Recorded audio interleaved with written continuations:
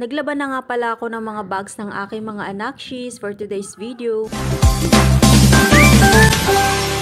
Medyo hindi na nga ako busy kaya nagkaroon ako ng pagkakataon na maglaba ng mga bags. Kahapon ng hapon ko nga pala ito binabad dahil talaga namang kapit na kapit ang mga dumi. Remember, July 29 ay pasukan na nga. Kaya naman kapag meron akong free time, inuunti-unti ko nang i-ready ang mga gagamitin nila sa school. Etong mga bags kasi medyo matagal matuyo. And then sira yung aking dryer kaya naman mas maaga ko tong inire-ready dahil madalas nang umulan dito sa amin. At kung next week ko pa ito lalabahan at panay ang ulan, nako, walang gagamitin ng aking mga anak. Tulad nga ng sinabi ko sa una kong vlog ay hindi na ako bumili ng bag nila. Dahil kitang-kita naman na napakatibay pa nito at pwedeng-pwede pang gamitin. Yung ibibili ko ng bag ay gagamitin ko muna para sa iba nilang pangangailangan. Tulad ng vitamins, mga bagong underwear, at higit sa lahat yung allowance pa nila pang araw-araw. Grabe, sa hirap at mahal na mga bilihin ngayon, kailangan talaga maging wise tayo mga mamshi. Meron nga nagsasabi na napakakuripot ko daw at napakatipid. Ganon talaga mga mamshi, matipid at kuripot ako sa ibang bagay pero pagdating sa pagkain ng mga anak ko, ayun, sobrang gastador ko talaga. Sobrang hirap kasi minsan yung time na walang-wala ka tapos wala ka man lang malapitan. Kaya naman hanggat maaari ayoko na nauubusan ako ng budget. At ayan na nga mga mamshi, nasa banlaw era na nga pala ako ng mga oras na yan. Etong ang bag na to ay para sa aking pangalawang anak at ayan sa aking panganay. Yung color pink ay kay Jasmine at yung color green ay nilabang ko lang din para extra. At yung kay Jeda ay naka-ready na kasi malinis naman at bagong bili ko pa lang yun. At syempre hindi mawawala ang Dell fabric conditioner para naman napakabango at talaga namang kaaya-ayang amuyin kapag natuyo na.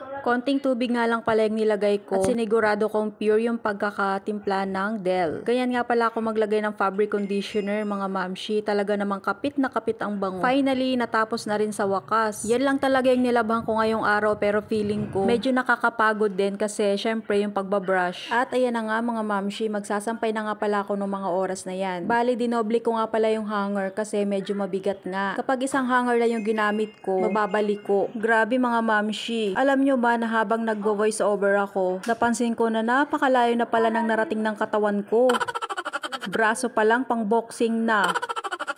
Ganon talaga siguro kapag nasa tamang tao at nasa tamang pag-aalaga. Pero alam nyo ba na inuumpisahan ko na talaga mag-diet ngayon dahil hindi na rin kasi maganda yung kalusugan ko. Bago nga pala matapos ang video ko na ito ay gusto ko nga palang pasalamatan yung nag-sponsor ng mga school supplies ng aking mga anakshis. Sobrang laking tulong talaga nun. Lalong-lalo na ngayon, napakalaki talaga ng aming pangangailangan. Paano ba yan mga mamshis? Hanggang dito na lang muna ang aking video. Dahil isa tayong dakilang ina after ko magsampay ay magluluto na naman ako para sa aming pananghalian. Bye! See you on my next mini vlog!